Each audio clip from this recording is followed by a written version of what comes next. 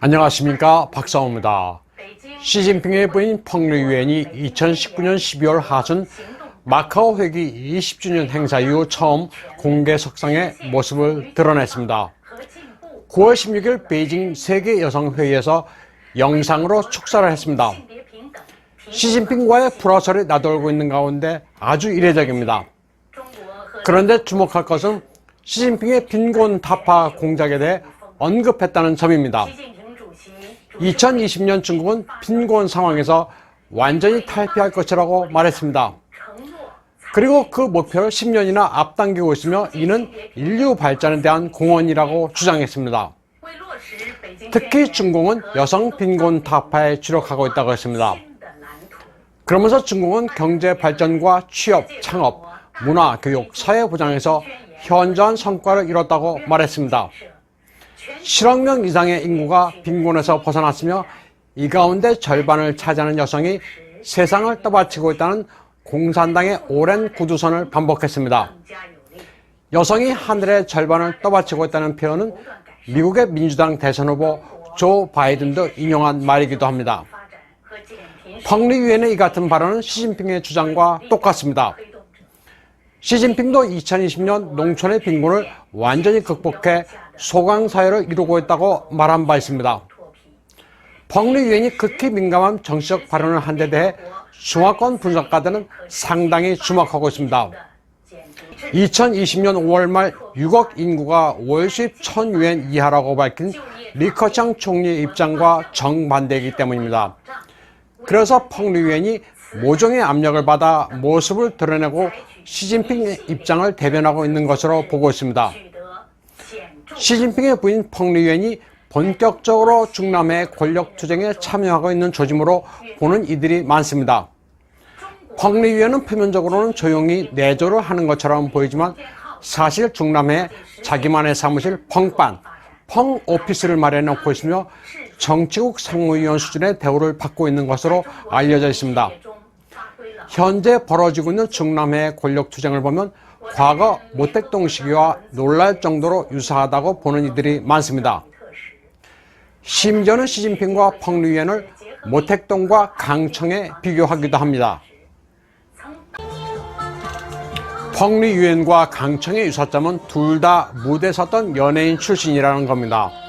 강청이 모던한 상하이에서 연극과 영화로 인기를 구가했던 것처럼 펑리위엔도 유명 가수였습니다. 이른바 민족 발성이란 중국적인 창법의 대표 주자입니다. 강청이 연극 사이진화로 상하이에서 폭발적인 인기를 누렸던 것처럼 펑리위엔은 80년대 희망의 들판에서란 곡으로 스타덤에 올랐습니다. 상하이에서 활약하던 강청은 인기 절정일 때 무대에서 내려와 연안에 들어갑니다. 그리고 모택동과 동거하다 1938년에 결혼합니다. 강청은 일찍이 영웅 역사를 창조하는데 스스로 영웅이 되지 못하면 영웅의 반려자가 될 수 있다는 유명한 말을 남겼습니다. 모택동은 강청의 네 번째 남편이었습니다. 펑리위엔은 시진핑의 두 번째 부인입니다.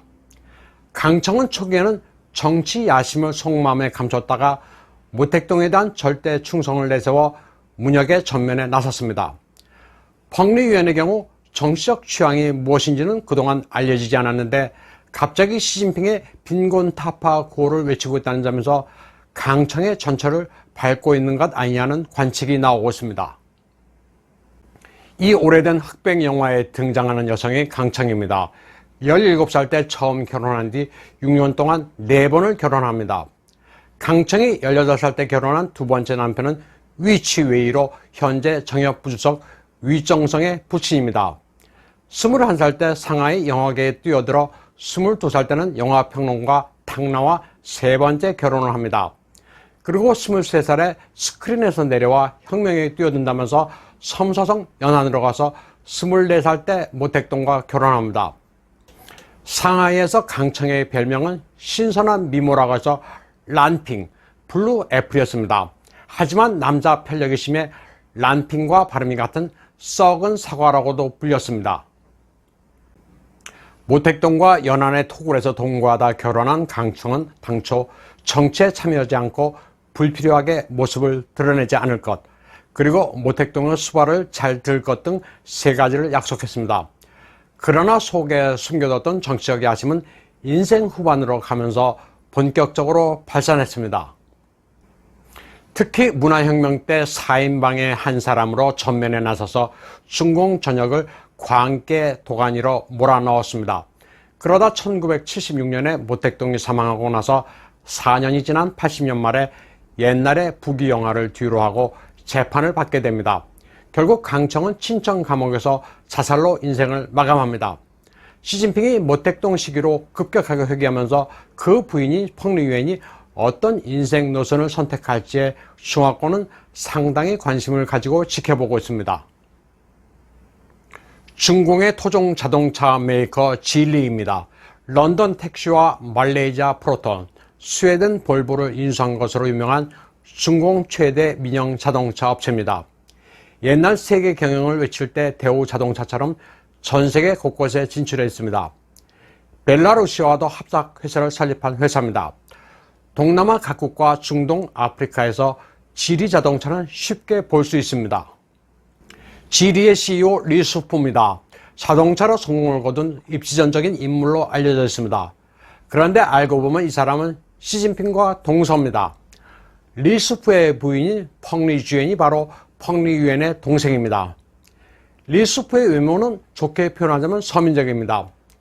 CEO답지 않게 생겨서 밑바닥에서 성공한 것으로 두드러집니다. 저도 베이징 모터쇼에서 이 사람을 본 적이 있습니다. 당시 모터쇼장이 급조된 데다 비까지 와서 외부가 진흙투성인데 수행원도 없이 우산도 안 받치고 비를 맞아가며 걷고 있길래 잠시 인사를 건네고 대화를 나눈 적이 있습니다. 외모처럼 성격은 확실히 소탈해 보였습니다. 지리가 외국 브랜드를 인수하고 사세를 확장한 데는 시진핑의 후광이 있었기 때문입니다. 중국 비즈니스의 관시라는 게 본질이 이런 겁니다. 자수성가로 포장되는 중공의 CEO는 이처럼 순수한 자수성가가 아닌 경우가 대부분입니다. 중공 공군이 9월 19일 공식 위챗 계정에 올린 선전 영상입니다. 중공군의 전략 폭격기 홍6이 이륙하는 장면을 웅장하게 포장해 보여주고 있습니다. 활주로를 박차고 공중에 오른 폭격기가 드넓은 평원을 지나 궤적을 그리며 날아갑니다. 할리우드 영화를 보는 것 같은 느낌을 줍니다. 이 폭격기의 임무는 미국의 괌을 타격하는 겁니다. 폭격기가 발사한 미사일이 아주 스펙타클하게 목표물을 강타합니다.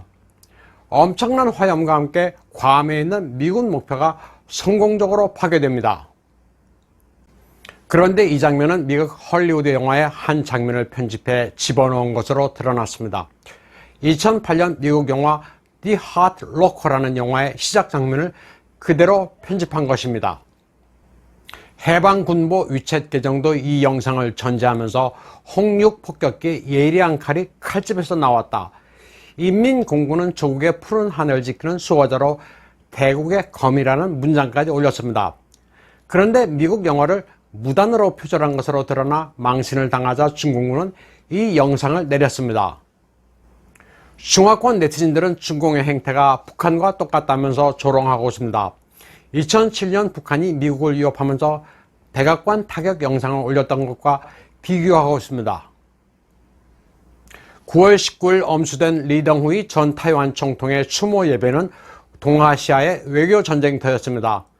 모리 요시로 전 일본 총리가 장례식에 이어 두 번째로 찾았습니다. 또 아베 신조 전 총리의 영상 추도 메시지까지 공개됐습니다. 고인이 좋아했던 노래 천의 바람이 돼 일본과 타이완 양국의 우호 협력을 보살펴달라는 내용이었습니다. 이미 고령인 모리 요시로 전 총리는 낙상으로 늑골 골절을 당한 몸을 이끌고 타이완을 방문해 차잉원 총통과 면담했습니다. 그는 이제 기력이 다 떨어져 마지막 타이완 방문이 될지도 모른다면서 스가 요시히데 신임 총리의 메시지를 전했습니다. 스가 총리가 전화통화를 희망한다는 내용입니다. 양국이 단교한 이래 현직 국가 원수 간의 전화통화는 한 번도 없었습니다. 그래서 중국은 크라크 미 국무차관과는 별도로 또다시 이에 대해 해명하라는 신경질적인 반응을 보였습니다. 모리 요시로 전 총리는 이미 8월에 리덩후이 전 총통의 장례식에 일본 여야 중진 의원들을 이끌고 방문한 적이 있습니다. 당시 조문인사 가운데 기시 노부오가 방위 대신으로 입각했고 나카야마 야스히데는 방위 부대신이 됐습니다. 모리 요시로는 이런 공적인 일 때문에 두 사람이 이번에 올 수 없었다면서 당시 차이 총통을 예방해 받은 복된 기운으로 입각한 것 같다고 덕담을 했습니다. 그러면서 타이완을 떠날 때는 기자들에게 이제 우리들, 즉 리덩후이 총통과 자신의 시대는 끝났다면서 이제 젊은이들이 두 나라의 우호 관계를 이어가라는 원로다운 말을 남겼습니다. 한편 일본에서는 아베 전 내각 내 대표적 친중파인 니카이 도시히로 간사장이 밀고 있는 다케나카 헤이조의 스가 내각 입성이 저지됐습니다. 또 아베 전 총리의 비서관이 이마이 타카야도 사임했습니다. 니카이 도시히로와 이마이 타카야는 미국의 싱크탱크 CSIS가 아베 내각을 친중으로 이끌고 있다면서 이름까지 거론해가며 경고한 인물들입니다. 이로써 스가 요시히데 내각이 친중으로 기울 우려는 거의 부식됐습니다. 키스 크라크 미 국무차관이 중공군 전투기의 위협 비행을 무릅쓰고 차잉원 총통을 예방해 미중 수교의 분위기가 무르익고 있습니다. 여기에 일본 모리 전 총리가 스가 총리의 메시지까지 전하자 타이완은 외교 대승을 거뒀다는 분위기입니다. 여기에다 신임 타이완 주미대표 샤오메이치는 트위터 계정을 아예 타이완 앰베서더 투 디 US로 바꿨습니다. 차잉원은 크라크 국무차관과 만나 이제 타이완은 가장 결정적인 한 발짝을 내디딜 결심이 섰다고 말했습니다. 타이완 미국의 수교를 기정사실로 보는 조짐들이 잇따라 나오자 중공의 분노는 더해가고 있습니다. 오늘 방송은 여기까지 하겠습니다.